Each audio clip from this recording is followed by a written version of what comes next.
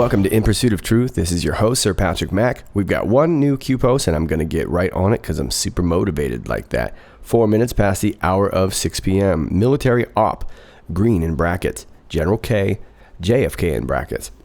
Full disclosure, general statement. Once the extremely guarded and highly classified information is finally revealed to House investigators, DNI, public, etc., RR Rod Rosenstein must recuse or forcefully terminated. RR in brackets problem. What was RR's Senate confirmation vote? Ray reports to RR important fact in brackets. Who do you trust? RR in brackets recuse fired. Who has direct oversight of Mueller?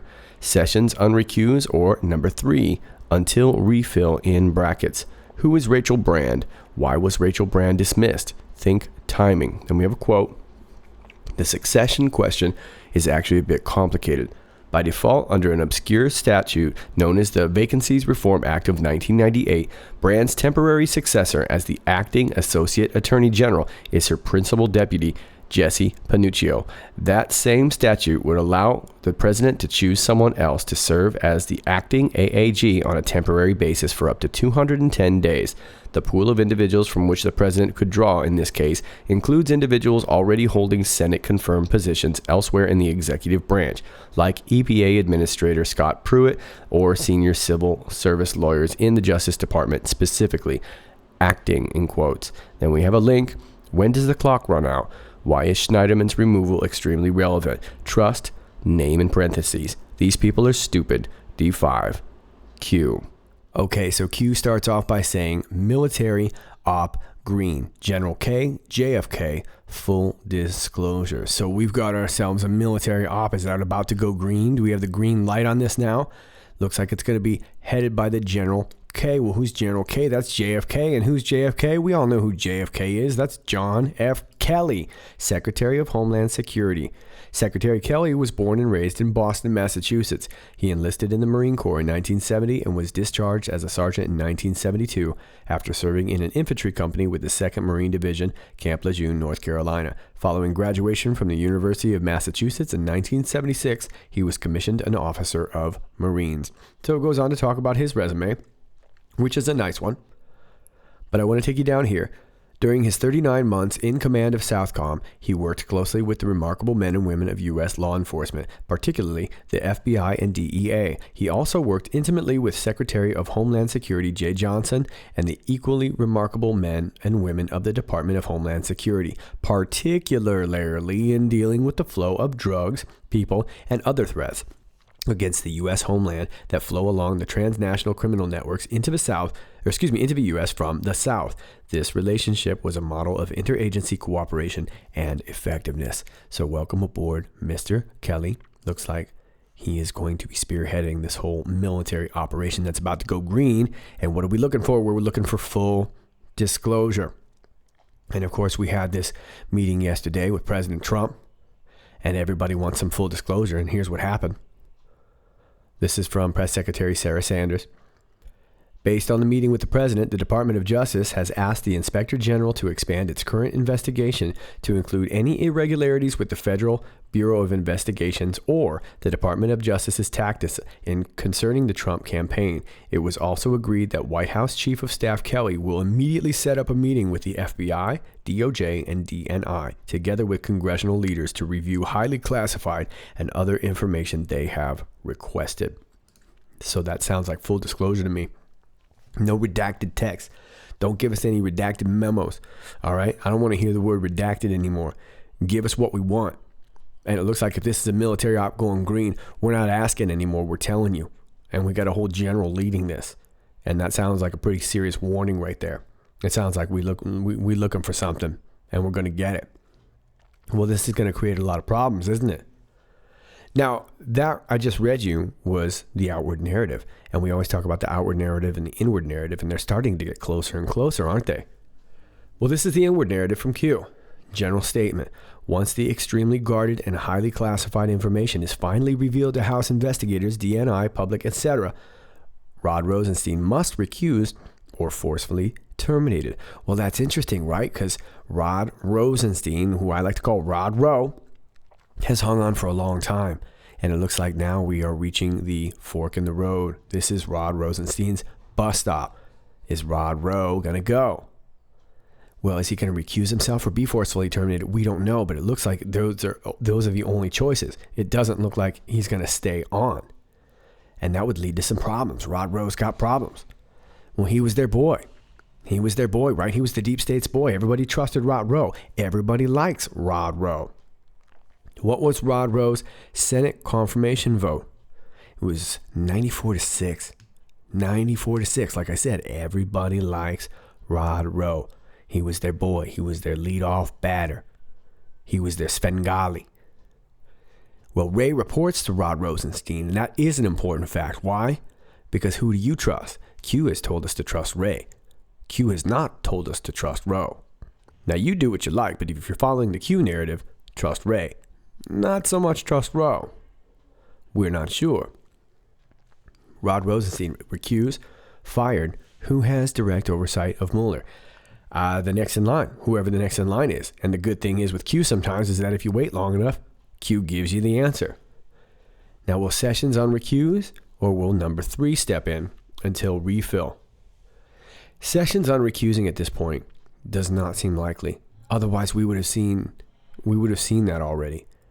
Now, at some point, yeah, maybe it could happen. I don't know. This thing is such a drama. But like I said, I think they're going to let the wheels fall off the bus of it. And it already has. And the great thing about this is we get to see all the junk that's left over. Now, will we have a number 3 until refill? Well, who was number 3? That was Rachel Brand. Rachel Brand, right? Why was Rachel Brand dismissed? Let's talk about her. This is off of BusinessInsider.com. The person next in line to oversee the Mueller investigation suddenly stepped down. This is from February 9th, so a little bit earlier this year. Rachel Brand, the third in line at the U.S. Justice Department, suddenly stepped down, the New York Times reported on Friday. Brand, who became Associate Attorney General in May 2017, will take a new position as Global Governance Director at Walmart, the Times reported. She has held government positions over the course of 3 presidential administrations. As Associate Attorney General, Brand would have been next to oversee Special Counsel Robert Mueller's investigation of Russian interference in the 2016 U.S. election. In the absence of Deputy Attorney General Rod Rosenstein, Jeff Sessions, who sits at the top of the department, previously recused himself from the probe. So Rachel Brand, this would have been the time that she would have stepped up if Rod Rowe's got to go. But now Rachel Brand, she stepped down a few months ago. Now Rachel Brand had this absolutely massive opportunity to step into the spotlight and investigate the President of the United States, or at least the Trump administration. And instead, Rachel Brand is at Walmart investigating low prices. Global Governance Director, what is that? Why does Walmart have a Global Governance Director? That sounds sci-fi. That sounds creepy. What are you doing at Walmart, Rachel? So that's Rachel Brand. And think timing. Well, the timing is going to be kind of important here. Now, Rachel Brand, she stepped down on February 20th. I'm reading you this article from February 9th, but she stepped down on the 20th. And let's keep that in mind, okay? Because Q is talking about for us to think timing. Well, why was Rachel Brand dismissed? Well, she stepped down, right? She stepped down. Let's check with Q. Let's ask Q. Let's ask about Rachel.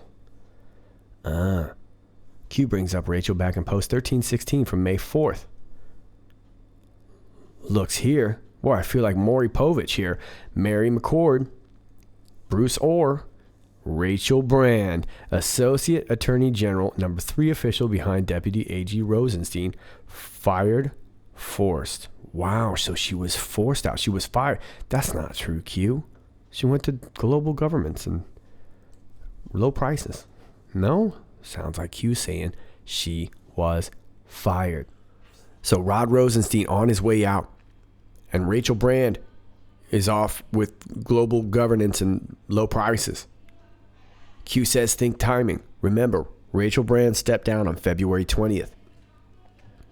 The succession question is actually a bit complicated. By default, under an obscure statute known as the Vacancies Reform Act of 1998, Brand's temporary successor as the acting Associate Attorney General is her principal deputy, Jesse Panuccio.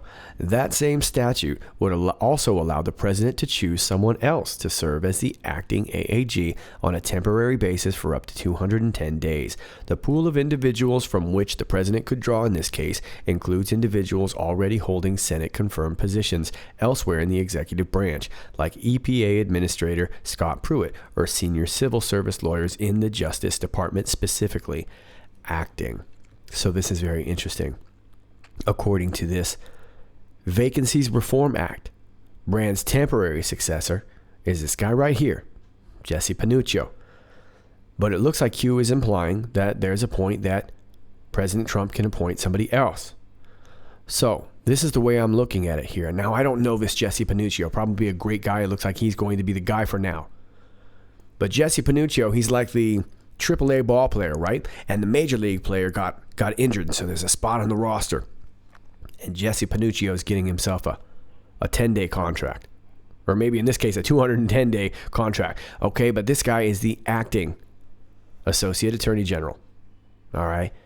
Now, that same statute would also allow the president to choose someone else to serve as the acting AAG on a temporary basis for up to 210 days. And it goes on to talk about EPA Administrator Scott Pruitt, and I could see that being possible. However, there's one person that seems very, very obvious to me, and we're going to talk about him in just a second.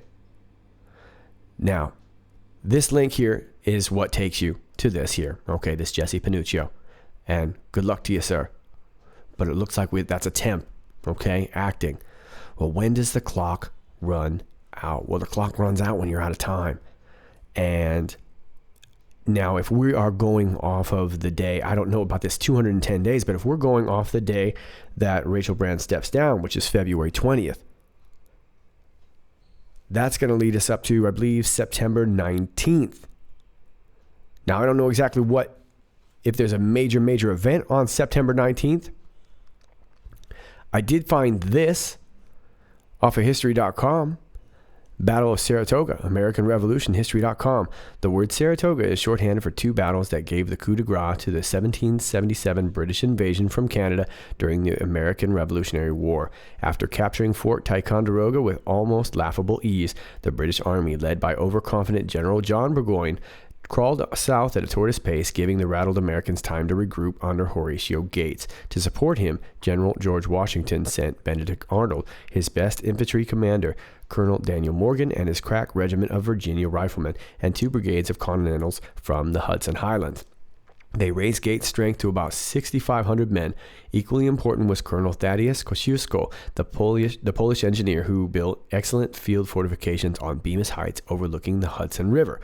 On September 19th, Burgoyne attacked. The fiery Arnold prodded Gates out of his defensive mentality, winning permission to lead Morgan's men and Henry Dearborn's light infantry into the woods to block a British flanking column. For most of the afternoon, a furious struggle raged around and across a clearing called Freeman's Farm. Arnold poured in fresh regiments until the jittery Gates broke off the action, leaving the battered British in possession of the ground.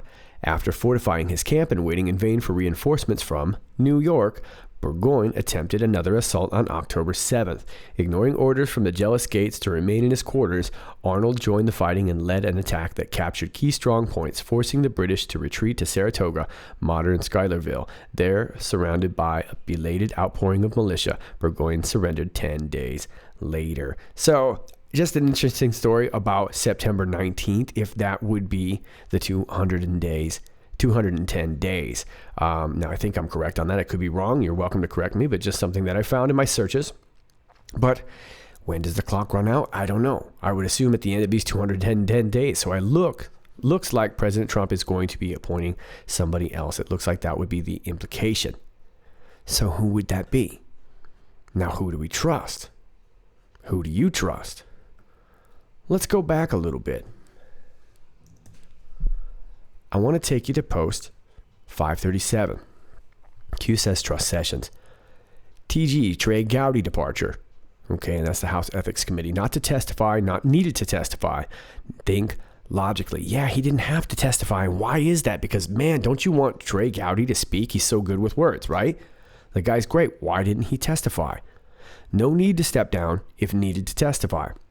Yeah, he stepped down and it looks suspect, right? There were a lot of people that were really, really kind of falling off the Trey Gowdy train for a while, saying, what was that all about? You rolled off her on Hillary Clinton and you didn't get her when you could have had her.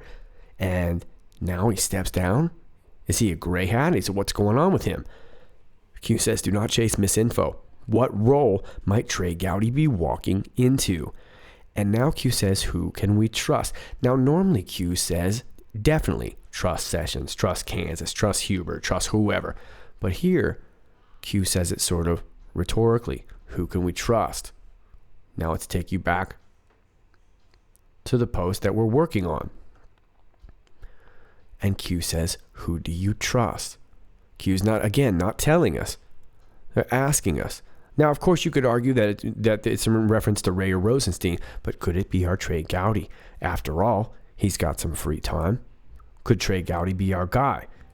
And would he only need about 210 days? Now, it may be less than 210 days now, of course. We don't know exactly when the clock started ticking, but I'm assuming if it's Rachel Brand stepping down, because Q asks, okay, who was Rachel Brand? Why was Rachel Brand dismissed? Think timing.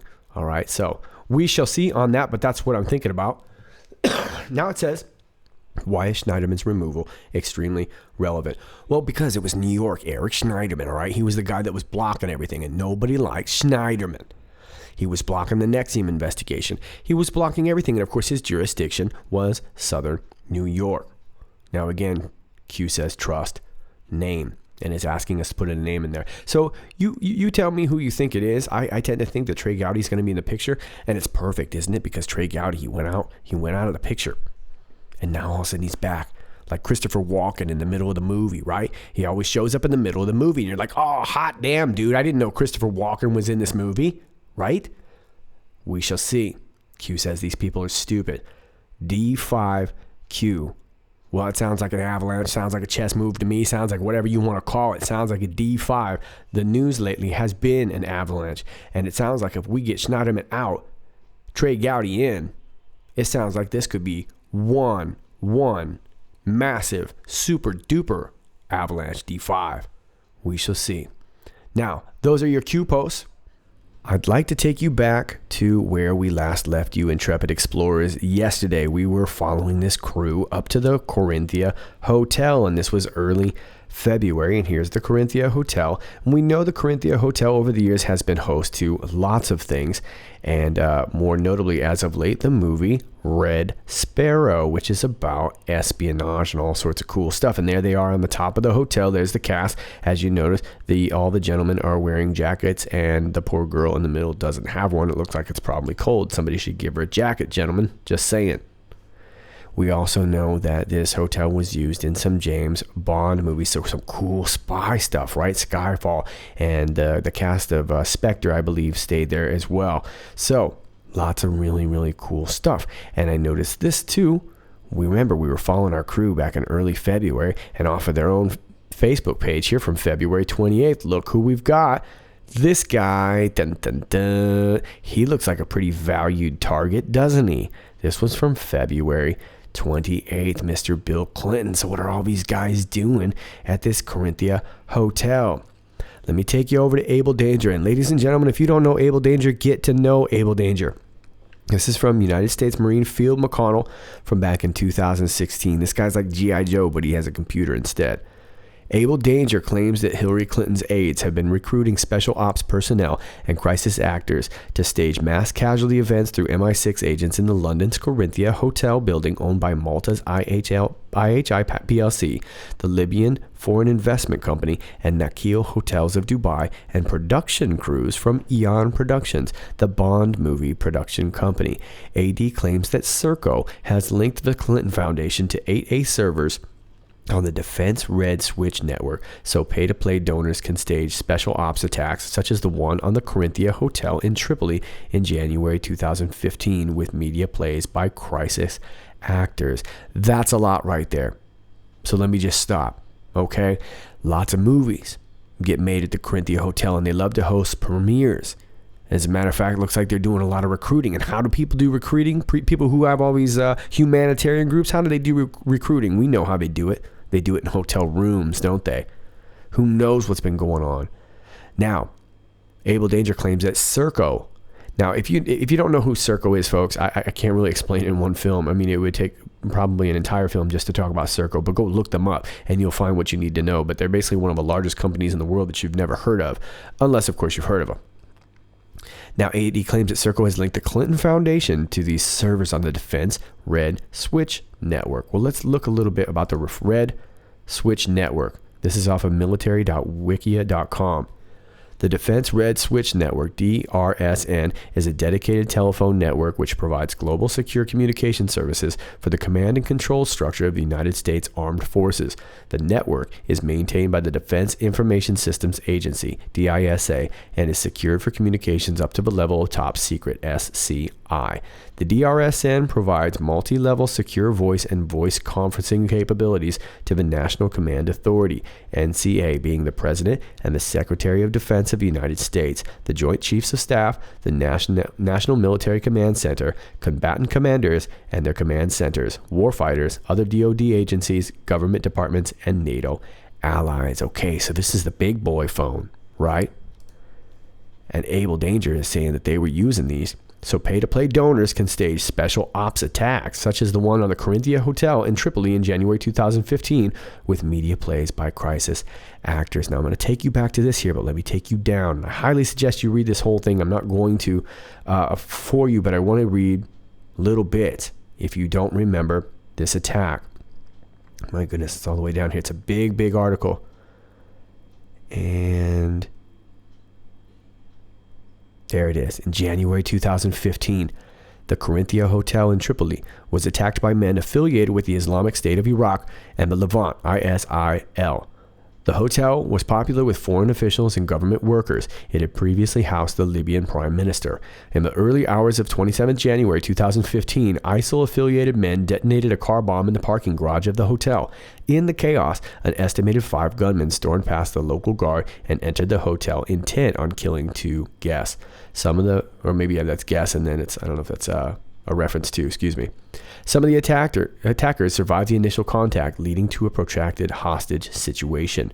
5 foreigners died in the attack, 1 American, 1 Frenchman, and 3 Tajiks, including 2 women. The American, David Barry, was working as a contractor for an American security firm named Crucible.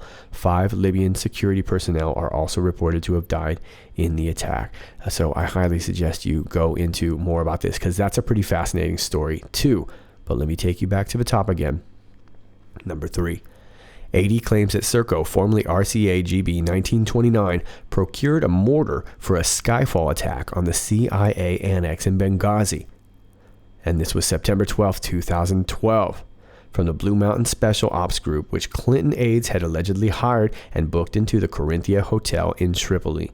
United States Marine Field McConnell can explain to Donald Trump how to dismantle Serco's Red Switch network, how to bring the Clinton Foundation insiders to justice, and how to restore the ability of the President of the United States to defend America against all enemies, domestic and foreign. So I will leave this link below for you here. It's a great one to hang on to, and Abel Danger is always great to follow. Anyway, there's a lot more to this story, but I think the main point here is it looks like we had a lot of people going in and out of here. Okay, all of these around the world.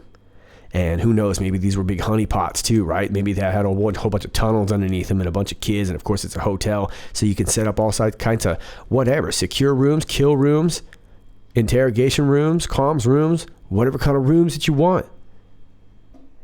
And outwardly, they were telling us what they were doing, because that's what these guys like to do, right? They like to be really, really cryptic.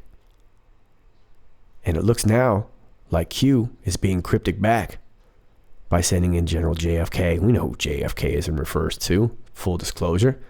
Pretty odd stuff. Pretty odd cryptic stuff, right? So, we shall see. But it looks like at the end of the day, what I can see from all this is that these guys were meeting at these hotels. And meanwhile, these iridium companies, Facebook, trying to get up in their satellites to set up their comms on their ZTE phones, and they were going to spy on all of us, and they were going to give us like a, what do you call it, almost like a social credit score like they're doing over in China. And they were setting up all these comms, quite possibly through the Corinthia Hotel, other places too as well, but it looks like Corinthia Hotel was one of these hubs. All right, those are your Q posts for the day, and I would like to just end this video on the spirit of this. I want to take you over here to endthefedreserve.com. Now, this is something worthwhile that I think we can all get involved in, no matter whether you follow Q or don't like Q or want to get all up in that drama. I do not, but here's the drama I'll get up in. Let's end the Fed, and all you got to do here is go over here and sign the petition if you'd like, and I will show you that I put my money where my mouth is. It says you've successfully signed the petition below. So not peer pressuring you, just letting you know. But this is seems like a pretty worthwhile endeavor. And we need to get as many signatures if we can, if we ever want to try and even talk about getting this ended. Because without this, then basically the deep state cabal has got nothing to work with in the first place. So there you go. As always, if you like this video, please click like, share, and subscribe. And when you get unchecked and unsubscribed, just please do it again. And if you're new to this, please know that you will get unclicked, unchecked, and unsubscribed. And I'm asking you to please search me out as I make videos, usually every 24 to 48 hours. Okay, this is Sir Patrick Mack, and until next time, stay awake.